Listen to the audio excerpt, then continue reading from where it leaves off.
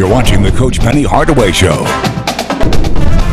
So much excitement in the preseason. It carries over as we come back home at FedEx Forum for a game against Yale. And Penny, a lot of people don't realize the talent Yale had. Two guys that were McDonald All-American nominees. Yeah, a lot of people looked at Yale as that same team that was just a pass and cut and no athletes, ton of athletes with that same motion, and those two players that played, Uni and I forget the other kid's name right now, but as a full team, they were really in tune. They had just came off a game against University of California where they beat them by 25 points. So we knew it was going to be a tough game. The fans just didn't know it was going to be a tough game. There's also, you might have seen the patch for Kareem Azad and the moment of silence. And I know your team has dedicated this year to Kareem. Yeah, that was a tough moment for a lot of the guys that played with Kareem, and also for the coaching staff, knowing that a child or one of our former players had just gone through that. And it was an emotional game for those guys that had played with Kareem because they dedicated that game and this season to Kareem. We all did, but that Yale game was unbelievable. We were knocked out 2 or 3 times and just kept fighting. That was the spirit of Kareem in that building. And Tyler Harris showing you what he told me. He can hit it from anywhere. He had 20 points in 22 in this game. Yeah, Tyler is proven to be who we knew he was going to be coming in. I call him a weapon. He's our weapon. He can get out there and fill it up in a heartbeat, and his range is unlimited. And we're definitely happy and blessed to have him. Kareem Bruton had a good game in this thing. You just saw an assist. He had 12.7 rebounds. That was one of 4 assists. And Martin was the leader here with 20 points and a team-high 5 assists. There was a lot of sharing going on, and this is the critical play.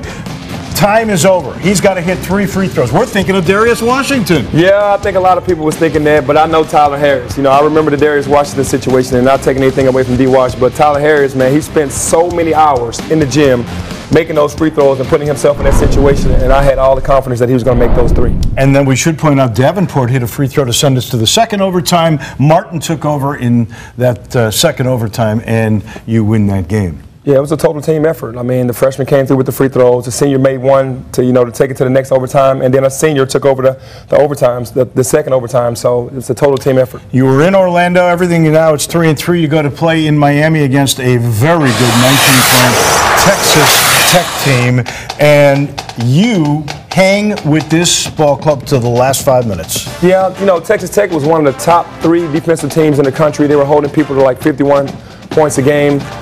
We felt like we had the perfect game plan. It wasn't the first initial play. You had to go from one side to the other and get that defense moving, and then we had guys cutting to the basket. Plan worked to perfection for about 33, 34 minutes, and all of a sudden, within a 2 or 3 minute span, they jumped out. They jumped away on us, pushed away on us, got back into the game and pushed away on us, and we just could not get anything to go right for us in that little 3 minute span. The thing most impressed me was the way you defended in this game, and you beat them on the boards. Yeah, well, our defense was a product of what they do. We had an opportunity. We've been teaching this type of defense pretty much all season, but to see a team that does it, and they're known for it in the country, we're being one of the top 3 teams, we kind of mimicked what they did. It's the same thing that we wanted to do, and we told guys that this is exactly what we have to do and get into situations. We took like maybe 8 or 9 charges, had some situations there where we played really good defense, but then in that stretch, didn't play really good defense at all in that 2.5 minute stretch. Yeah, here they come back and they take that lead. There's about 3:40 left in the ball game, and you could feel them really start to come on. What is your team learning about finishing games? Well, looking at that film yesterday, we just went over that 2.5 minutes. On offense, we turned the ball over. On defense, we fouled and put them on the free throw line, and then we gave up layups. They didn't have to earn anything in that 2.5 minutes, so we know now that we have to get stops. We have to stay strong. Even if the offensive end isn't doing well, we still have to get stops on the other end. It's all a learning process. You got a bunch of young guys. You say you're learning too, and I imagine your staff is learning how to all blend together as well. Yeah, we are. And like I said before, I'm learning how to coach this team. You go the first 7 games and you play a good schedule, and you see what your guys can do and what they can't do, and then the coaching staff has to, develop things to get these guys in their positions and make them better. I know you're very glad to coach this guy. The Cooks Pest Control Player of the Week is Jeremiah Martin, your senior, who is so clutch. I watched him take over so many games last year. Yeah, Jeremiah is our leader. As he goes, we go. He's the emotional guy. He's our best guard defender, and we need him to score as well, and we're lucky to have him. No doubt about that. Coming up in just a couple of minutes, it is time for a little Inside Access brought to you by Toyota.